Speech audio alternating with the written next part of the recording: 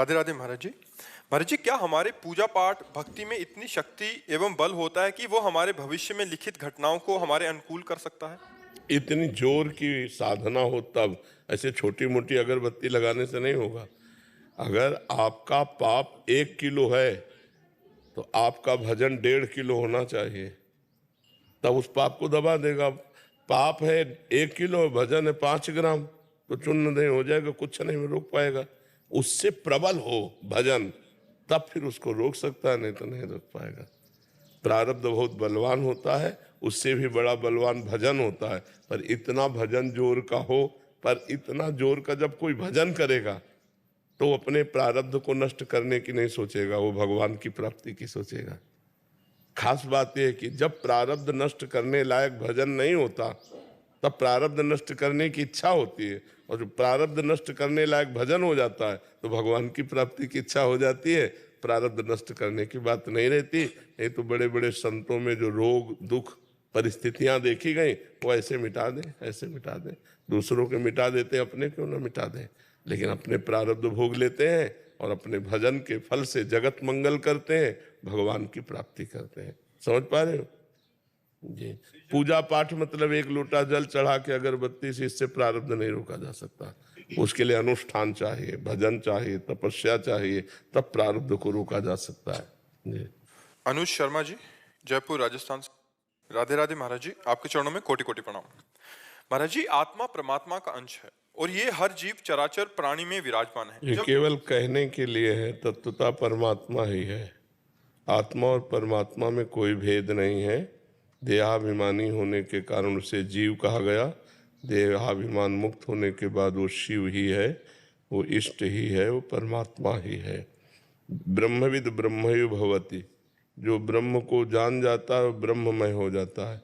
तो कहने मात्र को अंश है, नहीं तो गंगा जी से चाहे 1 चम्मच गंगा जल लो तो गंगा जल, 1 टैंकर भरो तो गंगा जल, और नहर निकले तो गंगा नहर। तो ऐसे ही ब्रह्म का स्वरूप पूर्ण है, और पूर्ण का अंश भी पूर्ण ही होता है। पूर्णमिदः पूर्णमिदं पूर्णात् पूर्णमुदच्यते पूर्णस्य पूर्णमादाय पूर्णमेवावशिष्यते। उसका जो अवशिष्य बचा शेष, वो भी पूर्ण परमात्मा स्वरूप ही है।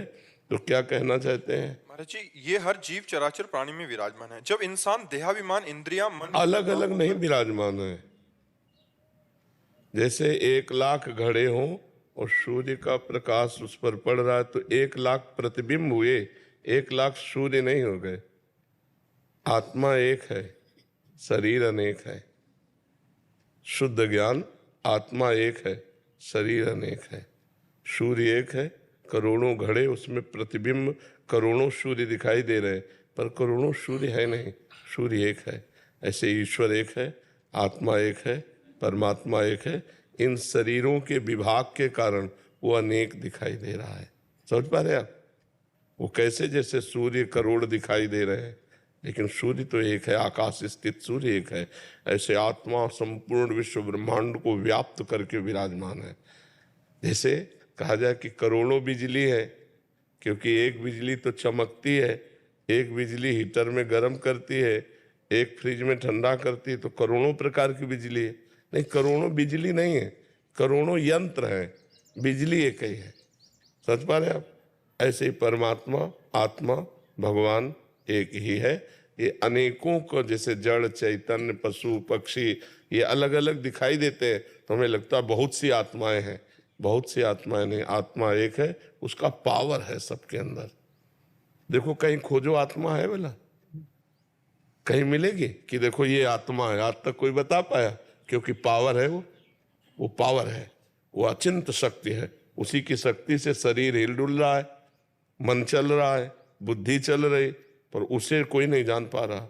वो मन बुद्धि को जानता है, लेकिन मन बुद्धि उसे नहीं जानते। तो जो परमात्मा का भजन करता है वही इस रहस्य को जान पाता है। आगे क्या कह रहे हैं? महाराज जी, मन के प्रभाव होकर दुष्कर्म करता है ये, तो इसकी सजा आत्मा को अगले जन्म में नीच योनि क्यों मिलती है, जबकि आत्मा तो स्थूल सूक्ष्म और कारण शरीर से परे है? हाँ, इसको बात को समझना है कि आत्मा ने भ्रमवश शरीर को मैं मान लिया है। अब इस मैं मानने के कारण उसको दुख भोगना पड़ेगा। जैसे संबंध हम जिससे बनाते हैं तो उसको जो दुख सुख मिलता है उसको हमें भोगना होता है। जिससे भी हम संबंध बनाते हैं, अपनापन जहाँ करते हैं तो उसके दुख सुख से हमारा हृदय दुखी सुखी होने लगता है। जैसे अभी मथुरा में एक्सीडेंट हुआ, 5 लोग मर गए, आपको क्या फर्क पड़ेगा? लेकिन उसमें आपके चाचा थे, आपका भतीजा था, उसमें आपका पुत्र था। जितना घना संबंधी होगा उतना ही भारी। अभी आप विचलित हो, पुत्र था, अभी आप विचलित हो जाओगे, 5 मर गए तो अभी आपको सत्संग सुनाई नहीं देगा, आप तुरंत बाहर निकल जाओगे, विकल हो जाओगे। तो आपको चोट लगी क्या? आपको कुछ परेशानी हुई क्या? आपके माने हुए संबंध को चोट लगी तो आपको परेशानी हो गई।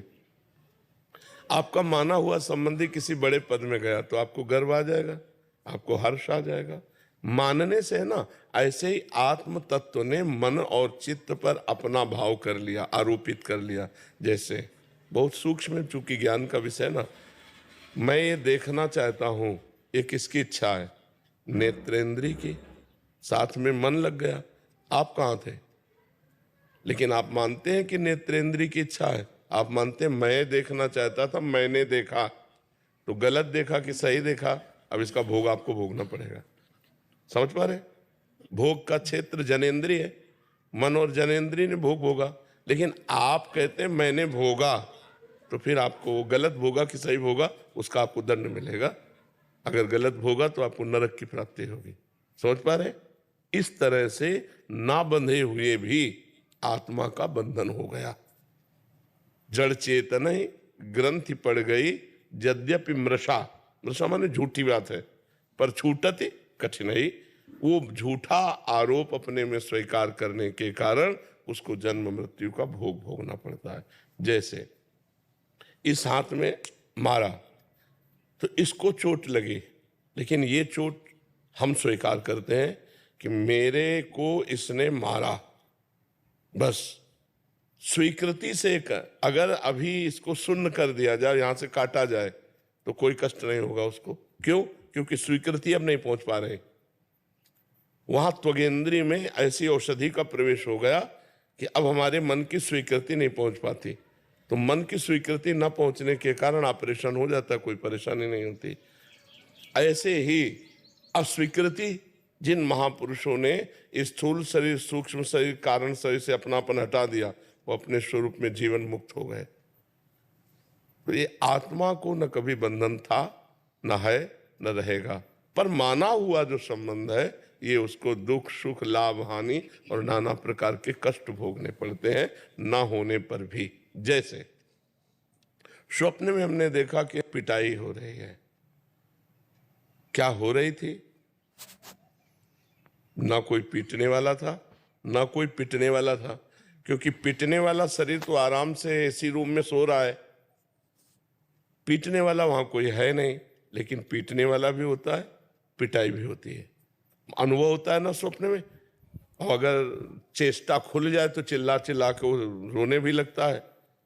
क्या उसमें कुछ सही ना होने पर भी सब कुछ सही तब तक दिखता है जब तक हम जगते नहीं है। क्यों? जब जगे तब पूरा झूठा दिखाई देता है ना। ऐसे ही जब तक ज्ञान नहीं होगा तब तक जागृत अवस्था के द्वारा होने वाली संपूर्ण क्रियाओं का उसे दंड भोगना पड़ेगा, उसे नीच योनियों में जाना पड़ेगा। ये सिद्धांत है। समझ पा रहे आप? सीजल जी मंगलूर से। जी हाँ।